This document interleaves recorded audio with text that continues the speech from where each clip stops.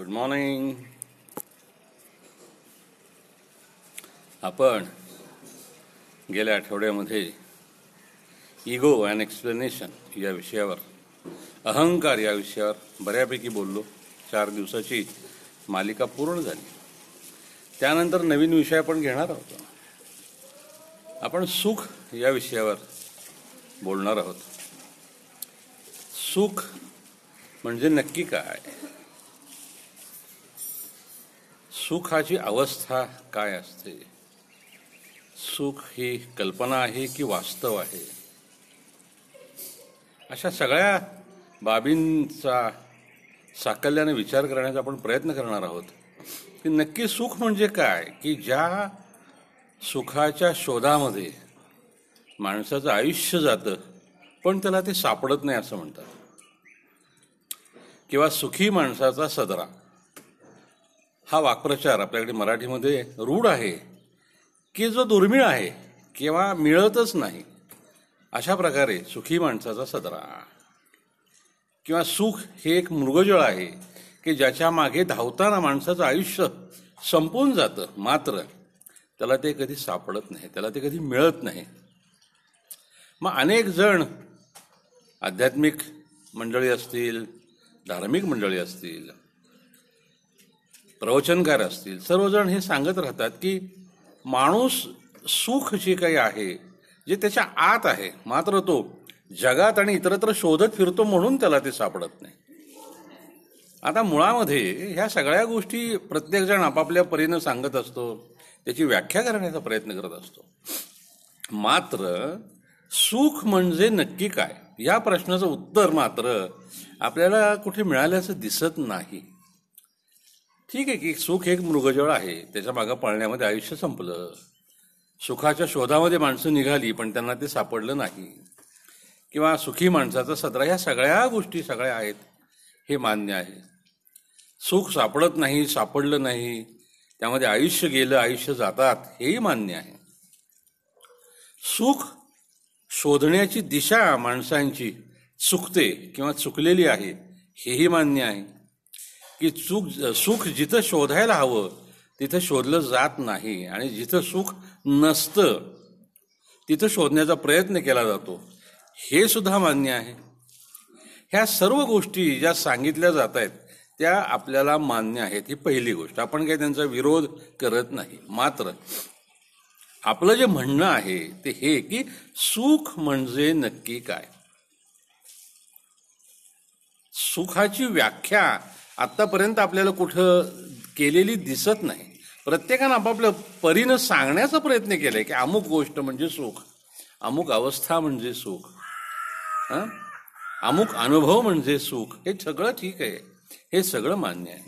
परंतु प्रत्येक गोष्टीची एक व्याख्या असते, बरोबर आहे की नाही? पदार्थ विज्ञान शास्त्रामध्ये असेल, रसायनशास्त्रामध्ये असेल, गणितामध्ये असेल, कोणत्याही गोष्टीमध्ये असेल, प्रत्येक गोष्टीची एक व्याख्या असते आणि ती व्याख्या एकदा ऐकल्यानंतर आपल्याला त्या एकूण जे काही आहे त्याचा बोध होण्याचा मार्ग खुला होतो, किंवा तो बोध होतो की बाबा ह्या गोष्टी म्हणजे हे आहे. त्याप्रमाणे सुख म्हणजे नक्की काय हा विचार करायचा प्रयत्न आपण करणार आहोत. आणि मग यावर आपण गप्पा मारणार आहोत, चर्चा करणार आहोत. सर्वांनी आपापली मतं मांडावीत, नुसतं ऐकू नये अशी याच्यामागची एक कल्पना आहे. तर मुळात सुख म्हणजे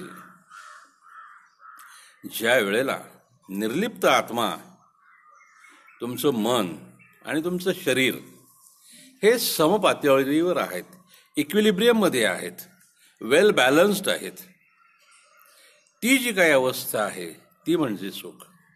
की ज्या वेळेला स्व म्हणून जो कोणी, आत्मा म्हणून जो कोणी आहे ते आत्मतत्व, मन म्हणून जे 6वं इंद्रिय आहे जे कुठेही सापडत नाही, मात्र संपूर्ण शरीर व्यापून राहिलेलं आहे, असं मन नावाचं इंद्रिय, आणि तुमचं शरीर, पंचमहाभूतांचा जो देह आहे तो, हे सर्व ज्यावेळेला बॅलन्स्ड अवस्थेमध्ये असतात, इक्विलिब्रियममध्ये असतात, त्यावेळेला सुख अस्तित्वामध्ये असतं.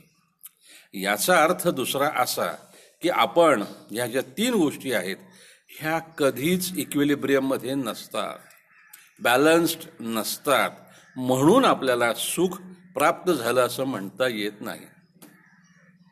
असं म्हणता येणार नाही का नक्की? आपण त्याच्या शोधामध्ये जात आहोत, परंतु कोणती अवस्था? वस्तुतः सुख ही एक अवस्था आहे. सुख ही एक मनाची अवस्था आहे, एक तृप्ततेची भावना आहे, एक तृप्तता आहे की ज्या क्षणी तुम्हाला आता दुसरं काहीही नको आहे, तुम्हाला सर्व प्राप्त झालेलं आहे. मनानं, देहानं, बुद्धीनं तुम्ही तृप्त आहात, तुडुंब आहात. काही हवंय असं उरलेलं नाहीये, काही मिळालेलं नाही असं राहिलेलं नाहीये, काही हवंय असं उरलेलं नाहीये. कारण हवं हवं हवं असं करत करत आयुष्य संपतात, पिढ्या संपतात, आयुष्य संपतात, जन्म संपतात. मात्र हवं, अमुक एक असं हवं, ही वासना जी आहे, जी इच्छा आहे ती संपत नाही आणि मग आम्हाला सुख प्राप्त होत नाही. कारण जिथं काही नको अशी भावना आहे आणि नाईलाजानं नको अशी भावना नाही, तर तृप्ततेनं, की ती तृप्तता तुम्हाला लाभलेली आहे, तुमच्या मनाला लाभलेली आहे, तुमच्या शरीराला लाभलेली आहे आणि एक प्रसन्नता संपूर्ण तुमच्या शरीराच्या पंचमहाभूतांमध्ये असेल, मनामध्ये असेल, अशी भरून राहिलेली आहे, ओतप्रोत भरून राहिलेली आहे. ती अवस्था म्हणजे सुख, जे आम्हाला कधीही प्राप्त होत नाही. याचं कारण असं की अमुक एक हवं, हे मला हवं, हे मिळावं, एवढा पैसा मिळावा, अमुक अमुक जे काही मिळावं म्हणून जी काही गोष्ट आहे, जी वासना आहे, जी इच्छा आहे, ती आमची कधी तृप्त होतच नाही आणि मग आम्हाला सुख मिळत नाही. आम्ही शोधायचा प्रयत्न करतो ते प्लेजर आणि हॅपीनेस यामध्ये फरक आहे. आम्ही आमच्या इंद्रियांचे चोचले पुरवतो आणि त्याला सुख समजतो. वस्तुतः ते सुख नसतं, तो सुखाचा एक भ्रम असतो, एक अवस्था आहे, मनाची तृप्ततेची अवस्था आहे. गीतेमध्ये भगवंत सांगतात की मला काही मिळालेलं नाही असं काही नाहीये, मला काही मिळवायचं राहिलंय असंही काही नाहीये, तरीही मी कर्म करतोय. म्हणजे भगवंत त्यावेळेला सुखाची व्याख्या आम्हाला सांगतात की माझ्या इच्छा तृप्त झालेल्या आहेत, मला काही नको असं काही नाहीये, काही मिळालेलं नाहीये असं नाहीये, मिळवायचं राहिले असं काही नाहीये. मग अशी जी काही मनाची अवस्था आहे त्याला सुख असं म्हटलेलं आहे आणि जे आम्हाला कधीही प्राप्त होत नाही आणि त्याला आम्ही कारण असतो, परिस्थिती कारण नसते. आमची अल्पबुद्धी किंवा आमची हाव हे कारणीभूत असतात. मग आता ह्या सगळ्या गोष्टींचा साकल्यानं विचार करून सुख प्राप्त कसं करायचं, ह्या सगळ्या गोष्टींचा विचार आपल्याला करायला पाहिजे. ज्या वेळेला कठोपनिषदामध्ये पहिलाच जो काही श्लोक आहे त्यामध्ये ते काय म्हणतात की त्यागानं भोग घ्यायचा असतो, भोगानं भोग घ्यायचा नसतो. आम्ही उलट्या दिशेनं जातो, आम्ही भोगानं भोग घ्यायला जातो आणि मग आयुष्य संपतं, जन्म संपतात, मात्र भोग संपत नाहीत आणि मग आम्हाला सुख मिळत नाही. तर वस्तुतः सुख ही अवस्था आहे, सुख ही मनाची एक स्थिती आहे की ज्या अवस्थेला एक तृप्तता आहे, काही मिळवायचं राहिलेलं नाहीये, काही मिळायचं राहिलेलं नाहीये, काही हवंय असं मला अशी इच्छा नाहीये. त्या अवस्थेमध्ये सतत राहणे, ती जी समृद्धी आहे, वैचारिक समृद्धी आहे, शारीरिक समृद्धी आहे, मानसिक समृद्धी आहे, त्या अवस्थेमध्ये सतत राहणे म्हणजे सुख. आत्मतत्व, मन आणि शरीर हे इक्विलिब्रियममध्ये असणे, बॅलन्स्ड अवस्थेमध्ये असणे म्हणजे सुख. अनेक माणसं आपण बघतो की सर्व प्रकारचं वैभव असतं मात्र आनंद नसतो, सर्व प्रकारचं वैभव असतं मात्र सुख नसतो, प्रचंड पैसा असतो मात्र सुख नसतं. कारण सुख म्हणजे काय हे माहिती नसतं, त्यामुळं मग ते मिळवायचं कसं हे कळत नसतं. अनेक वेळेला आपण चांगल्या मोठमोठ्या घरांमध्ये राहतो, आपली फार मोठी प्रॉपर्टी असते, घरातली माणसं चांगली असतात, मात्र आपण कुठेतरी मनामध्ये अस्वस्थ असतो. आपण ती अस्वस्थता काय आहे, का आहे हे शोधायचा कधी प्रयत्न केलेला असतो का? निव्वळ लोकांना दोष देऊन, परिस्थितीला दोष देऊन कधी प्रश्न सुटत नसतात. प्रश्न जो निर्माण झालेला आहे तो आपल्या चुकीमुळे निर्माण झालेला आहे, आपल्या अज्ञानामुळे निर्माण झालेला आहे, किंवा आपण परिस्थितीचा चुकीच्या पद्धतीने विचार केल्यामुळं निर्माण झालेला आहे. आणि मग सुखाला मग कोणी मृगजळ म्हणतात, कोणी आणखीन काही नावं देतात की त्यांना मिळत नाही. तसं नाहीये. वस्तुतः सुख हे इथंच आहे. सुख मिळवण्याची पात्रता प्रत्येकाची आहे. सुख मिळवण्याचा अधिकार प्रत्येकाचा आहे. त्यासाठी कोणतीही अट नाही, पूर्व अट नाही. तुम्ही कुठेही असा, कोणत्याही अवस्थेमध्ये असा, लक्षात घ्या की अत्यंत निव्वळ अंगावर एक कौपीन आहे, अंगावर दुसरं काहीही नाही. अशा अवस्थेतले जे संत आहेत, महात्मे आहेत, किती विलक्षण सुखात असतात. तुम्ही पाहिलंय कधी? त्यांच्या चेहऱ्यावरची तृप्तता, त्यांच्या चेहऱ्यावरचा आनंद, त्यांच्या चेहऱ्यावरचं समाधान, त्यांची बॉडी लँग्वेज, त्यांच्या परिसरामध्ये असलेला आनंद, हे कधी तुम्ही अनुभवलेत का? किंवा प्रचंड पैसा आहे, प्रचंड आर्थिक साम्राज्य आहे, मात्र सतत अस्वस्थता आहे, सतत काहीतरी टोचणी आहे, सतत काहीतरी हवं असं आहे, अशी काहीतरी इच्छा आहे, त्यासाठी धडपड आहे.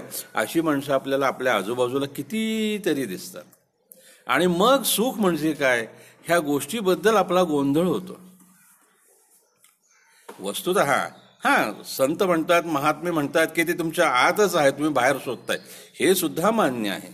पण आत आहे म्हणजे काय? आत कुठं जायला पाहिजे ते शोधायला, आत ते नक्की कुठं आहे याच्याबद्दल उलगडा करण्यासाठी आपण त्यांच्याकडे जातो का? आपण त्यांच्या चरणी जाऊन कधी बसलोय का? त्यांना कधी प्रश्न विचारलेले आहेत का? तद्विधी प्रणिपातेन परिप्रश्नेन सेवया उपदेशन्ति ते ज्ञानम ज्ञानिनस्तत्वदर्शिनः.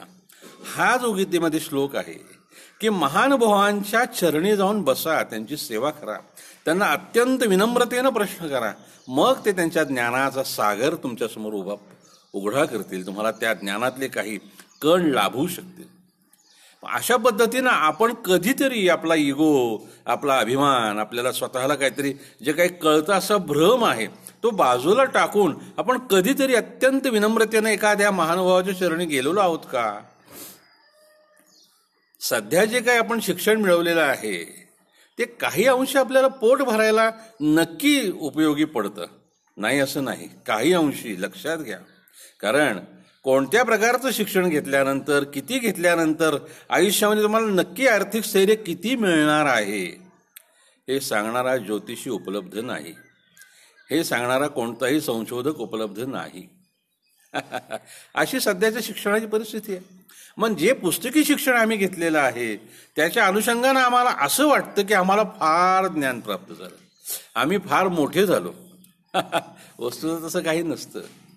कारण ज्यावेळेला अल्बर्ट आइन्स्टाईनचा गौरव करताना एका वक्त्यानं हा शब्द वापरला होता की ज्ञानाचा सागर आहेत, त्यावेळेला साक्षात अल्बर्ट आइन्स्टाईननी व्याख्यानामध्ये सुरुवात करताना सांगितलं होतं की समुद्रकिनाऱ्यावर जी वाळू आहे त्या वाळूतला एक कण आहे, त्या कणातला एक कण एवढं सुद्धा ज्ञान मला प्राप्त झालेलं नाही.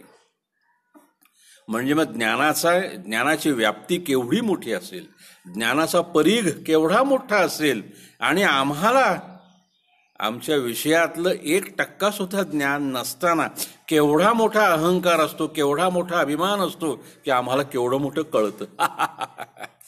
ज्याला असं वाटतं की मला सगळं कळलंय त्याला काहीही कळलेलं नसतं, हे सनातन धर्मानं सांगितलेलं आहे. की ज्याला अभिमान आहे, ज्याला अहंकार आहे, ज्याला असं वाटतं की मला फार काही कळलेलं आहे, त्याला काहीही कळलेलं नाही.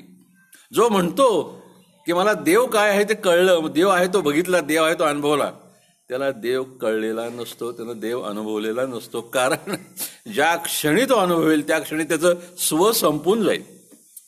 मिठाची बाहुली ज्या वेळेला समुद्राचा अभ्यास करायला जाईल त्यावेळी ती त्यात विरघळून जाईल, तिचं वेगळं अस्तित्व राहणार नाही. त्याप्रमाणे ज्यावेळेला तुम्ही देव शोधायला जाल त्यावेळेला देवामध्ये तुम्ही विरून जाल, तुमचं अस्तित्व राहणार नाही. जर तुमचं अस्तित्व राहिलं असेल तर तुम्हाला देव कळलेला नाही, देव भेटलेला नाही, देव बघितलेला नाही. तुम्ही हा भाग आपण समजून घेतला पाहिजे. मग आम्हाला जे काही थोडंफार ज्ञान आहे असं आम्हाला वाटतं त्याचा केवढा मोठा आम्ही अहंकार बाळगून असतो. त्याचप्रमाणे आमच्याकडे सर्व काही आहे असं वाटतं, भौतिक सामग्री आहे, घरामध्ये सगळ्या वस्तू आहेत, मोठं घर आहे, छोटं कुटुंब आहे, मोठी माणसं आहेत, मोठी इस्टेट आहे, सगळं आहे, मात्र मनामध्ये कुठंतरी सतत सतत सतत अस्वस्थता आहे, समाधान नाही, शांतता नाही. हे असं का झालं, ते तसं का झालं, हे असं का होईना, हे असं, हे सारखं आमच्या डोक्याला. याचं कारण असं की आमच्या इच्छा संपेनात, आमच्या वासना संपेनात. इच्छा आणि हाव यामध्ये फार मोठा फरक आहे, नाही का? आपल्या वकुवानुसार काही गोष्टी आपल्याला प्राप्त झाल्यानंतर आपण खरोखर समाधानात असायला पाहिजे. आपल्या वकुवापेक्षा जास्त आपल्याला प्राप्त झाल्यानंतर आपण किती आनंदामध्ये, किती सुखामध्ये असायला पाहिजे. तसं नसतं. अमुक मिळाल्यानंतर आणखीन हे पाहिजे, आणखीन ते पाहिजे, आणखीन ते, हे वाढतच जातं आमचं. आणि सुखाकडे वस्तुतः आम्ही पाठ करतो, आनंदाकडे पाठ करतो. आणि जो भ्रम आहे, आनंदाचा भ्रम आहे, सुखाचा भ्रम आहे, त्यामध्ये स्वतःला गुरफटवून घेतो आणि अशी मनाची कल्पना करून घेतो की आम्ही सुखी आहोत, आम्ही आनंदात आहोत. तसं नसतं. वस्तुतः जे इक्विलिब्रियम मध्ये असायला पाहिजे, जे समपातळीमध्ये असायला पाहिजे, जे एकत्र असायला पाहिजे, असं ते आत्मतत्व, मन आणि शरीर, निरपेक्षता, निर्लिप्तता, ह्या दोन गोष्टी आम्हाला तिकडे घेऊन जाणार आहेत, हे लक्षात घ्या. निरपेक्षता, कशाचीही अपेक्षा नाही. पण कशाचीही अपेक्षा नसणे, जसं जनरल माणेकशांना भयाबद्दल ज्यावेळेला चर्चा चाललेली होती त्यावेळेला ते म्हणले की भय न वाटणारी दोनच माणसं मी पाहिलेली आहेत, एक पूर्ण वेडा आणि एक गुरखा. कारण गुरखा बटालियन वगैरे आपल्याकडे आहेत. इतर जे कोणी म्हणतात की मला भय वाटत नाही ते खोटे बोलत असतात. त्याप्रमाणे ज्या वेळेला तुम्ही इक्विलिब्रियम मध्ये आहात, अमुक एक हवं, ही वासना संपलेली आहे, मात्र जगाच्या त्यागानं संपलेली नाहीये, दुःखानं संपलेली नाहीये, त्रासून संपलेली नाहीये. काही न मिळालं आता मला काहीच नको, मी बसतो कुठेतरी जाऊन, अशी भावना नाही. तर मन अनुभवांनी, अभ्यासानं तृप्त झालेलं आहे. आणि मग एक विशिष्ट मानसिक अवस्था आलेली आहे त्याला की आता काही राहिलं नाही, काही मिळवायचं राहिलेलं नाही. ज्या वेळेला ईश्वर मिळालेला आहे, ज्या वेळेला नाम मिळालेलं आहे, ज्या वेळेला ह्या सगळ्या विश्वाचा अर्क मिळालेला आहे, त्यावेळेला तुम्हाला मिळवायचं काही राहिलेलं नाहीये. मग तुम्ही किती समाधानात असायला पाहिजे, किती आनंदामध्ये असायला पाहिजे. कित्येक माणसं दाखवतात की आम्ही आनंदात आहोत, आम्ही समाधानात आहोत, आमच्याकडे एवढं वैभव आहे. ते झूट असतं. कारण त्यांच्या मनातला द्वेष, मत्सर, ईर्षेची भावना ही गेलेली नसते. ज्यावेळेला मी एखाद्या तीर्थस्थानी जाऊन येईन, तीर्थ क्षेत्राला जाऊन येईन, मी काशीला जाऊन येईन, मी मथुरेला जाऊन येईन, मी मक्केला जाऊन येईन, हजरत मोहम्मदांच्या चरणी जाऊन येईन, त्यावेळेला माझं खोटं बोलणं सुटलं पाहिजे. मी मक्केला जाऊन आलो आणि जर मी खोटं बोलत असेन तर मग मी नक्की काय केलं ह्याचं उत्तर मी स्वतःला दिलं पाहिजे. मी काशीला जाऊन आलो, विश्वनाथाच्या चरणी डोकं ठेवलं आणि परत येऊन नाना प्रकार करायला लागलो, तर मी नक्की काय केलं? मी स्वतःला फसवतोय का विश्वनाथाला फसवतोय? मी स्वतःला फसवतोय का त्या खुदाला फसवतोय? हे कळायला पाहिजे ना. ज्यावेळेला मला अहंकार आहे, किती किती या विश्वाच्या पसरायच्या मानानं मला मिळालेलं केवढंच आहे. ज्याप्रमाणे अल्बर्ट आइन्स्टाईन म्हणतात की समुद्र किनाऱ्यावरच्या वाळूचा एक कण, त्या कणाचाही एक कण एवढं ज्ञान मला नाही. मग माझ्याकडे जेवढी संपत्ती आहे ती विश्वाच्या संपत्तीच्या मानानं किती आहे? अनंत कोटी ब्रह्मांड नायक राजाधिराज अशी ज्यांची पदवी आहे, अनंत कोटी ब्रह्मांडांचे स्वामी, मग त्यांचं वैभव किती असेल, त्यांचं सामर्थ्य किती असेल, मग त्यांच्या मनानं आम्ही कुठं आहोत? हे फार मोठं राहिलं, पण जे काही फार मोठे उद्योगपती आहेत त्यांच्याकडे जरी बघितले तरी त्यांच्या मानानं आम्ही कुठं आहोत? एक एवढंच राजगिऱ्याचाही एका कणाचा एवढं सुद्धा आम्हाला आत्ताशी कधीतरी प्राप्त झालेलं आहे ईश्वर कृपेनं. आणि त्याचा केवढा मोठा अहंकार आणि अभिमान आमच्या बॉडी लँग्वेजमध्ये उतरलेला आहे. आम्ही सतत कोणाची तरी ईर्ष्या करतोय, सतत काहीतरी खोटं बोलतोय, सतत कोणाला तरी फसवायचा प्रयत्न करतोय, काहीतरी प्रकार करून स्वतःचा खिसा भरायचा प्रयत्न करतोय आणि परत वर आव आणतोय की आम्ही केवढे मोठे भक्त आहोत. यकीन, यकीन ही फार मोठी गोष्ट आहे. आम्ही म्हणतो की यकीन आहे, मात्र आमचं यकीन कधीही नसतो. बरोबर आहे. मूलभूत तत्व 5 सांगितलेली आहेत इस्लाममध्ये. त्यातलं आम्ही काय पाळलंय का? मूळ जो यकीन आहे, जो विश्वास आहे, जी शरणागती आहे, खुदाच्या प्रती जी शरणागती आहे, ती कधी आम्ही घेतलेली आहे का? की जे काही आहे ते तूच आहेस अशी कधीतरी भावना आमच्या मनामध्ये आलेली आहे का? नाही, जे काय आहे ते मी आहे. हा भ्रम, हा अहंकार आमच्या मनामध्ये निर्माण झालेला आहे. आणि मग आम्ही कोणत्या पद्धतीनं वागतो. आम्ही बोलतोय एक, आमच्या मनात एक आहे. समोरच्या व्यक्तीला तुमच्या मनातलं कळतंय हे सुद्धा तुम्हाला कळत नाहीये. केवढा मोठा भ्रम आहे. सुख फार वेगळं आहे, ज्याच्या शोधामध्ये सगळ्या समाजाचं अख्खं आयुष्य जाते.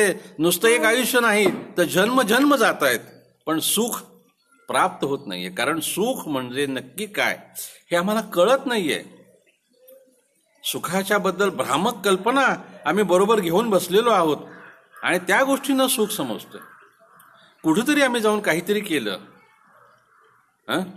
आणि मग त्याद्वारे आम्हाला काही प्राप्त झालं म्हणजे काही सगळं झालं का? आम्ही जाऊन कुठेतरी मोठ्या संतांच्या चरणी गेलो, आम्ही काशीला गेलो, आम्ही मथुरेला गेलो, आम्ही बालाजीला गेलो, तिथं जाऊन आलो. वस्तुतः जे काही जात असतात देवाच्या ठिकाणी ते देवासाठी जातच नसतात. त्याच्याकडनं मला काहीतरी मिळावं म्हणून जात असतात. बालाजीला आपण मागं अनेक वेळा पाहिलेलं आहे की 1 रुपया टाकला की 100 रुपये 1000 रुपये मिळतात, अशी एक कल्पना आहे. म्हणून माणसं तिथे जातात किंवा मला एवढे मिळावेत. अरे पण त्या बालाजीला तुम्ही कधी भेटलाय का? प्रेमानं त्याच्याकडे बघितलंय का तरी?